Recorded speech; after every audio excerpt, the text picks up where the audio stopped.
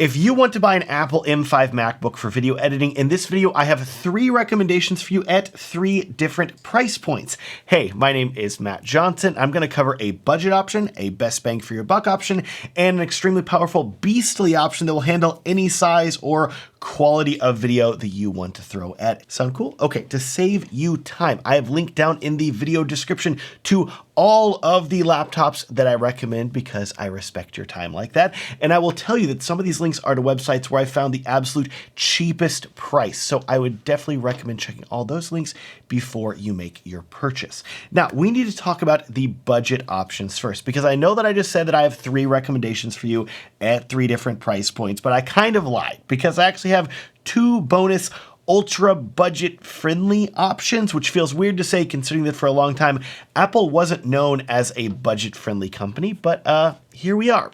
So my recommendation to you, if you're on an ultra low budget for a video editing laptop, is I recommend actually purchasing a MacBook Neo, especially if you can get it for the student pricing of $500, as this laptop is still capable of doing lighter 4K video editing. And while you may have to wait a bit longer for your videos to render, it is still one of the best ultra low budget options. I will link to my full review of that laptop down in the video description for you to check out.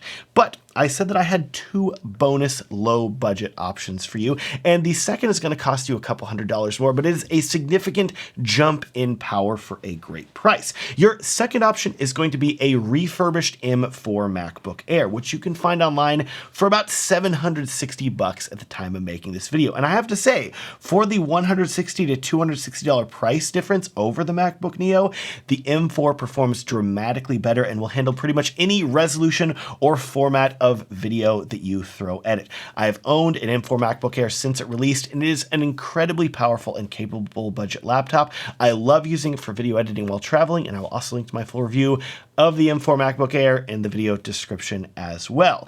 And in addition, if you want to see a full comparison between the M4 MacBook Air and the MacBook Neo, I have that too. That will also be linked. Okay, ultra low budget options out of the way. That isn't what you came here for. You wanted to see my M5 MacBook recommendations, and I have them for you right now. If you want a powerful M5 video editing laptop that's not going to break the bank and easily be able to handle editing 4K video, this is actually a really easy choice. It's the base 14-inch M5 MacBook Pro for $1,700. With it, you are getting Apple's latest processor with a 10-core CPU, 16 gigabytes of RAM, and while this laptop does cost $100 more than previous base models, it also comes with a 1 terabyte SSD, which is great to see. Of course, I would try to keep a good amount of storage space free on the internal SSD because that's going to help your computer be as fast as possible, and I would instead look at investing in an external SSD to edit from. I will link to external SSDs that I recommend down in the video description as well. Next, let's talk upgrades, because I'm sure you're wondering, Matt, are you really only recommending that I purchase the base M5 MacBook as a more budget-friendly M5 option? And here is where I will allow 2 small upgrades, which, to be clear, these are not mandatory upgrades. They're going to be entirely up to you, but this first small upgrade is in the area of the screen, because Apple now gives you the option to upgrade your screen from a standard glossy display that shows a ton of reflections to a nano texture display, which essentially removes the vast majority of those reflections and makes it much easier to see what you're doing on the screen while you are editing. So in short, if you commonly find yourself editing videos in bright places, maybe you always take your MacBook to a coffee shop and sit by a window, for example, in that case, the nano texture display upgrade at $150 is entirely worth it, in my opinion.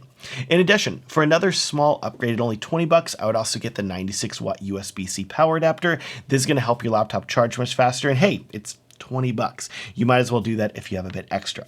But what about other upgrades now? Apple lets you upgrade the RAM and internal SSD. Should you upgrade those too?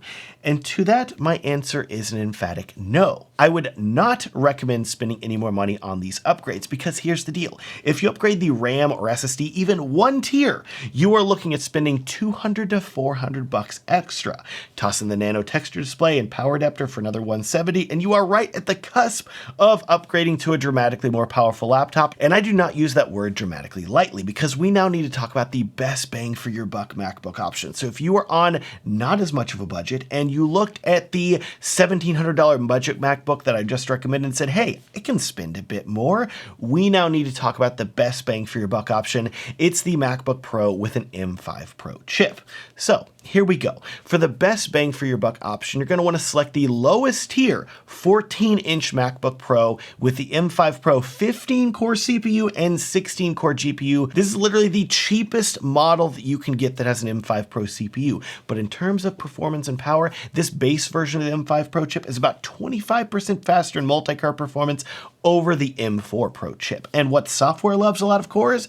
Video editing software. In addition, Apple has also upgraded their video hardware encoders and decoders with the M5, making them even faster, which is great to see, and why that for the vast majority of video editors, this M5 Pro MacBook is the one that I would choose. Now, let's talk through some upgrade options for this laptop as well, so I can better explain to you why you would ideally want this base model.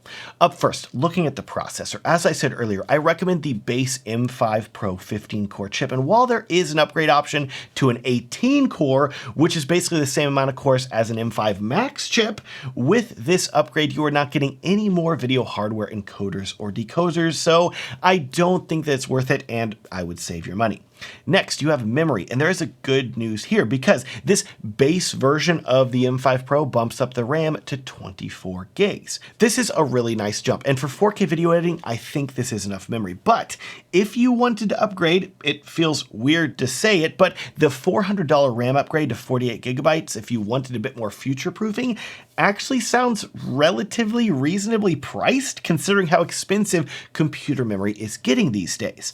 That said though, every dollar that you spend on upgrades here does push you closer toward the top of the line beastly M5 MacBook that I'm going to be recommending to you here in a minute. But for now, let's finish talking through upgrades. Notice that by default, this laptop also gives you 1 terabyte of storage, which I think is a good. And remember, I've linked to external SSDs that I recommend down in the video description. Lastly, for the final 2 upgrades for this laptop that we need to talk about, they happen to be the same optional upgrades for the budget laptop as well, meaning of course that I would always recommend spending the extra 20 bucks on the 96 watt power adapter to help it charge faster.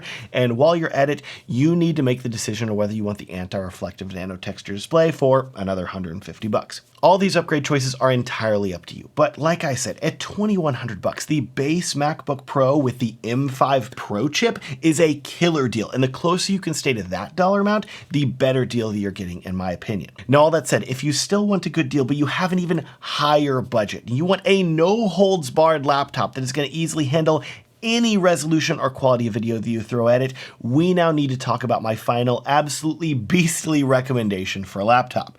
So if you are someone that commonly finds themselves editing 6K or 8K footage, especially if it's raw footage, this is going to be my recommendation for you.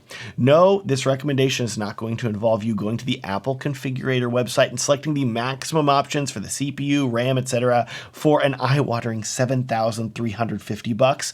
No, you do not need to go that expensive, especially for video editing. For the most powerful option, you're going to want to choose the cheapest 14-inch M5 Max MacBook with an 18-core CPU, 32-core GPU, 36 gigabytes of memory, and 2 terabytes of storage for about $3,600. And I'm sure the first thing you may be noticing is that the M5 Max is an 18-core, while the M5 Pro that I was recommending earlier in the best bang for your buck option was a 15-core, but you still have the option to upgrade 18 cores, and I recommended that you didn't do it. So you may be wondering why I'm only recommending that you upgrade to the M5 Max with 18 cores, because that doesn't seem like a big upgrade, especially for over $1,400 more. Well, what you need to remember is that the CPU isn't everything, and what matters most for video editing with these MacBooks is the video encoder and decoder that are built into the CPU. And here's the reason why you would want to spend over $1,000 more for this laptop versus the best bang for your buck option. With the M5 Pro chips, Apple gives you 1 encoder and 1 decoder, but with the M5 Max, you get 2 encoders and 2 decoders, which have the potential to dramatically increase the speed of your video editing. And if you have the budget, this can be completely worth it. Twice the encoders and decoders doesn't quite mean twice the performance, but it's still a dramatic speed difference. And that's why I recommend you get the base M5 Max chip, because this is the option that's going to give you access to those dual encoders and decoders for the cheapest price. Of course, here is where you may want to talk upgrades even for this model, but here's also where things get significantly more complicated than previous versions of Apple's MacBooks, because you're going to have to select certain upgrades to unlock other upgrades.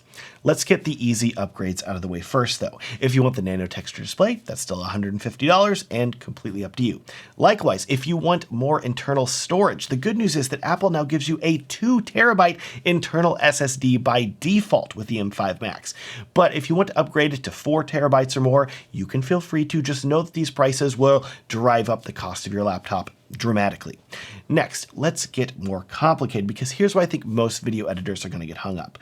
By default, the M4 Max is going to give you 36 gigabytes of memory, which I would say is fine for 4K, 6K, even 8K resolution projects, as long as they are shorter. But once you start working on larger video editing projects, that's commonly where you can find your laptop running out of memory, and one of the main reasons that I upgraded my video editing desktop to 64 gigs of memory. But unfortunately, selecting 64 or even 48 gigabytes of memory is not an option with the base M5 Max MacBook. These upgrades are locked behind you upgrading the CPU. So an upgrade to 48 gigabytes or 64 gigabytes is not a few $100 with the M5 Max, because you have to upgrade the CPU to the most powerful option for an additional $300. So if you want 64 gigs of memory, you're looking at spending another $700, bringing the total cost of this laptop up to $4,100. Isn't that wild? So, to be clear, if you are commonly editing 6K or 8K RAW videos, I would start by looking at the base M5 Max MacBook at $3,600, as that will give you the dual encoders and decoders you're needing, and as long as you're not editing larger video projects, you should be fine. But that said, if you commonly find yourself editing videos at these larger resolutions, and you're editing much longer videos, 20 minutes, 30 minutes, an hour in length, etc., where the project sizes get really big, and you're pushing the computer really hard, that is where this upgrade to 64 gigabytes of RAM is worth it. And because I know some of you are going to ask, should you upgrade to the 128 gigabytes of memory? I really don't think you need it. But hey, if you want to go crazy, don't let me stop you. Remember, all these laptops that I recommend are linked down in the video description for you to check out, as well as any accessories that I recommend for them, including external SSDs for editing, etc. I'll also link down in the description to my Mac playlist, which has all of my videos about MacBooks and desktops for video editing. Plus, I will link to my edit videos like a pro guide down there as well. This guide is going to show you some of the most important things that took me years to learn as a video editor, and regardless of which editing software you use, I know that's going to help make you a better video editor as well. You can check out this guide completely for free at the link down in the video description. Please like this video and subscribe if you want to see more videos about video editing in the future. Thanks so much for watching, and have a great day.